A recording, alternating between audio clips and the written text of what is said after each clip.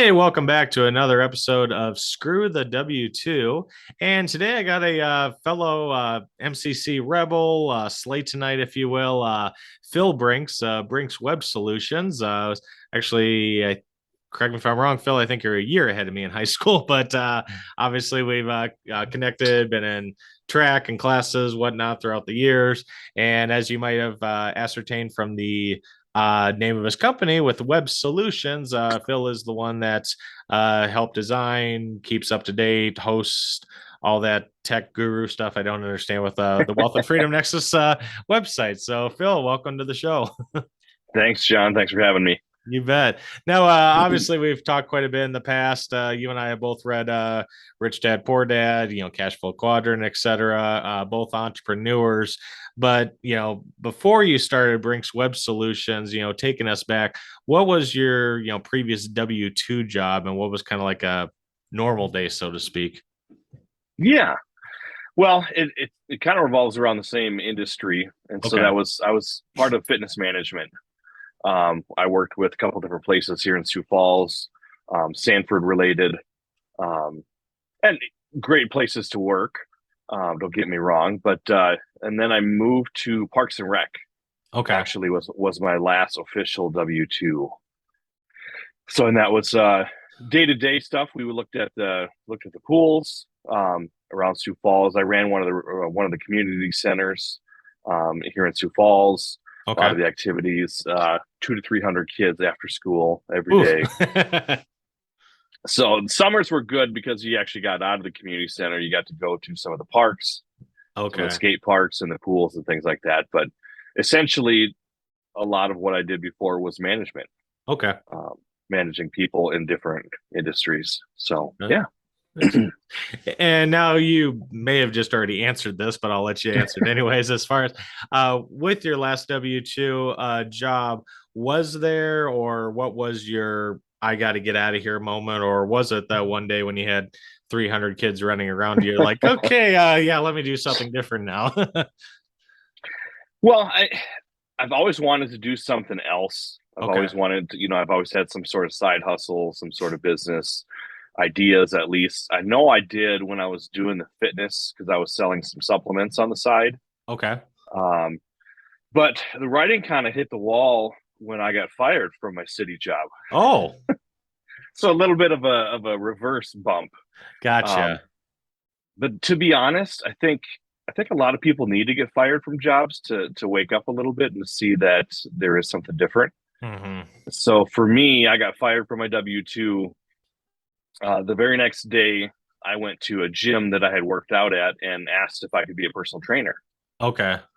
And so I essentially started to work for myself that very next day in the Wow. sense that I got to call the shots, I got to set my own hours. Hmm. And that morphed into the web design stuff, which was kind of a crazy transition. But really, as a trainer, the writing on the wall is you're going to burn out if you put in a lot of hours and you're Hmm. at the gym at 5 in the morning till 6 o'clock at night. Well, I saw that a lot of other trainers were burning out.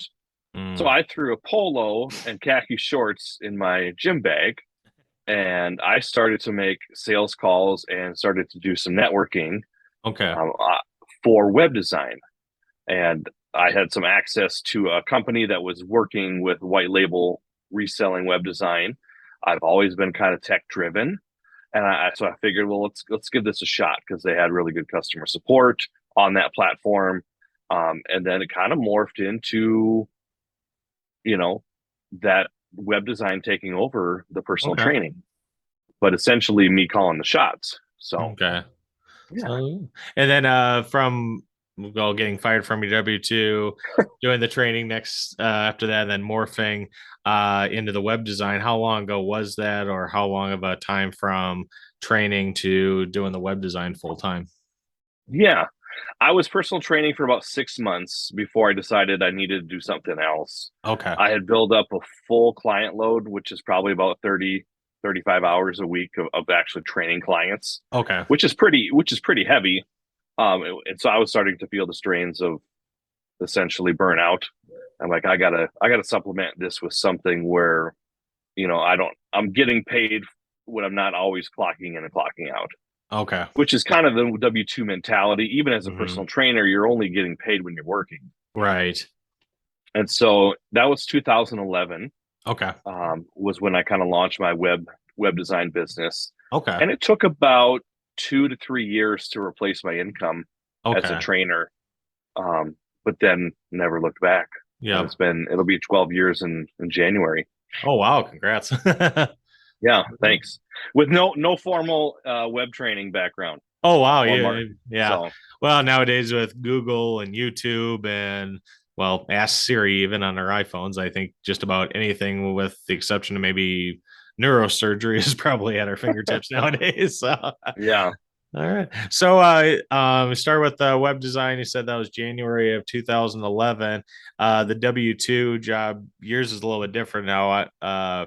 September 3rd, 2019 is when I decided I'm done with my W-2 job. When yeah. was the day that your W-2 job said they were done with you? That was April 23rd, Okay. 2010, I believe. Okay. Yeah. So, okay. Yep. Sounds good. It's about 12 years ago. All right. And then Yeah. I mean, obviously, so you went from, your W-2 jobs to personal trainer to, this web solutions company, kind of really built from the ground up. Have you had any regrets or things that you missed from your old W-2 job or anything that, okay. Not not a dang thing. No, dang thing. Um, All right. I tell my wife, and she went from W-2 to self-employed, Okay. with a little bit of encouragement from me. Okay. So we both actually work from home and have our son home full time.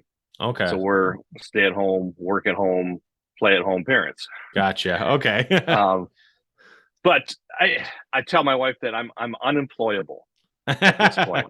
Yep. I've been doing my own thing so long that even if I did have to take a job, I don't think I'd last long. Yeah. And that there's not a thing that I miss.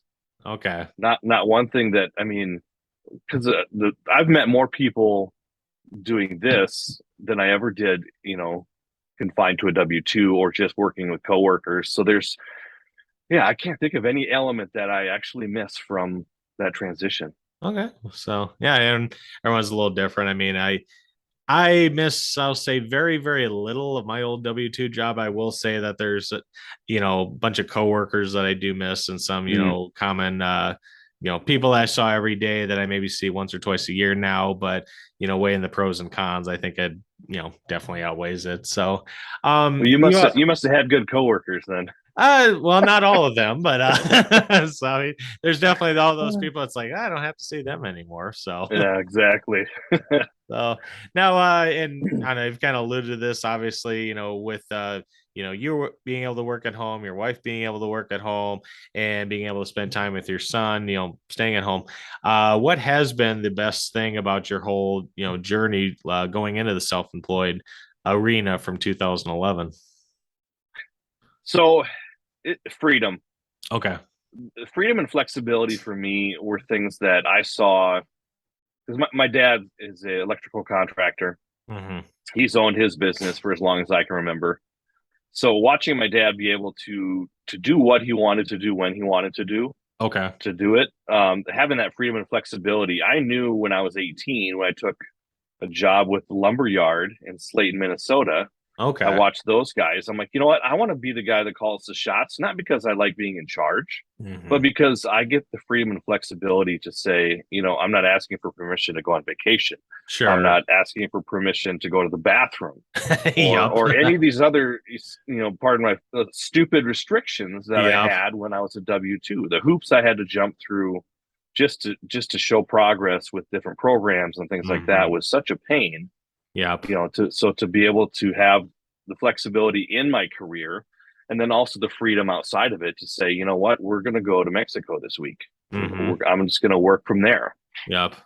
Versus if you're with a W-2, it's like, oh, sorry, Phil, you used up your 2 weeks vacation time. You're gonna Yeah, have to wait till next exactly. year, or we're gonna have to dock your pay, or who knows what. So, all Yeah. right. Well, now this is actually, I didn't even know you worked at the lumber yard in Slayton, and I've known you for how many years now? So, but maybe as a final question, Phil, for anyone out there listening, whether maybe they were in a situation like you. They just got fired. They hate their job. I don't know, maybe feel they're stuck at their job, but they feel they have to stay, whether it's golden handcuffs, benefits, they're Right. used to it, whatever the case may be. What would be one piece of advice you could give to that listener that feels stuck on their W-2 job, wants to make a change, but just feels like they can't?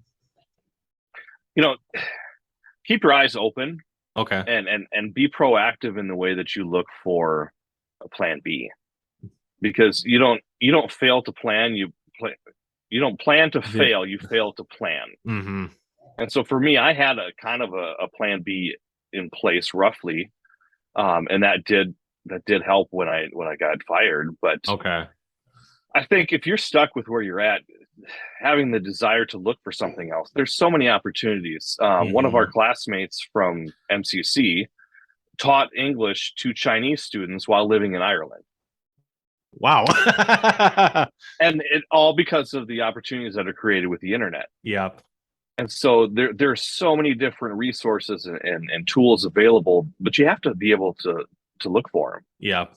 And so if you're not looking, you're not going to find them. And if you're not open to it and trying to pay attention, they could come across your plate, and you're not going to take advantage of them. Yeah, I agree. And I think, I know you probably can attest to this since we went to the same school. I think we've all been brainwashed, for lack of a better term, that we all need a job. We need to go out and find a job. It's like, well, at the end of the day, what you really need is income to support your lifestyle, your bills, your Right. wants, your needs.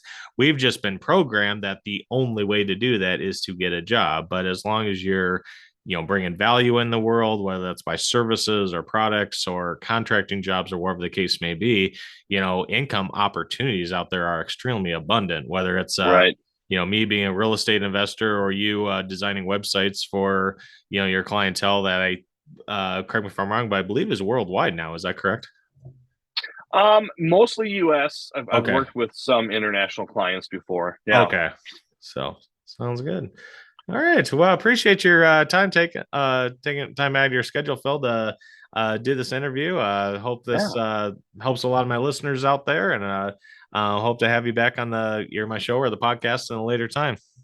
Absolutely. It was a pleasure. And to reaffirm your podcast, screw the W-2.